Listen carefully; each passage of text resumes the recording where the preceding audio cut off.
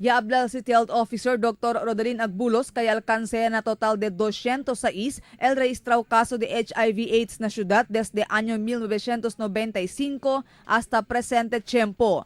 Na 206 kaso, 154 mga biktima, el de aquí na syudad y los demás, dayaw lang aquí na syudad. Asigun pa kung nagbulos del pasaw año, ya tiene 55 registrado caso y para este año, desde el enero hasta abril, ya tiene también 25 caso na syudad. Total de 33 mga persona también el yamuri na enfermedad de HIV/AIDS desde el año 1995. Asigun pa kung nagbulos, ta continua subi el caso de HIV/AIDS hindi lang aquí na syudad de Zamboanga, sino na entero pais.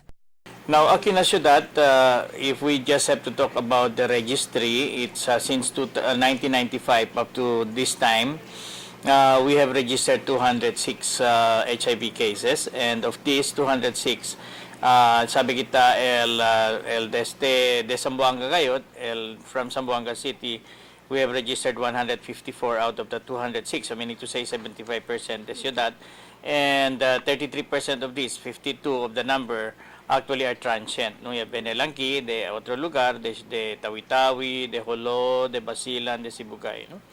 And of course, when we talk about overseas Filipino workers, we have 38 of them from the statistics, and 32 of these are coming through the backdoor el diato na de Malaysia. El makalinga sa paasigun kung nagbulos amo kay mas takeda joven el magatad kiri con el enfermedad. Na 206 kaso, 30% según tiene edad de 15 año para 24 año. 50% tiene edad de 25 año para 34 año.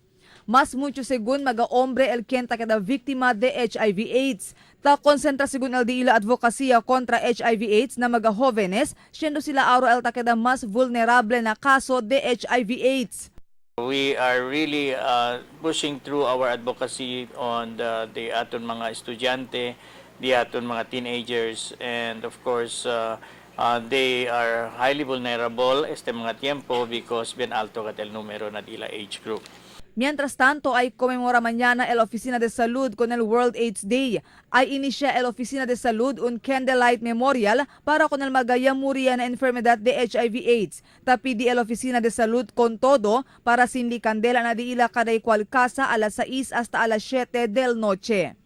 Marifita Mayo, Dateline Zamboanga.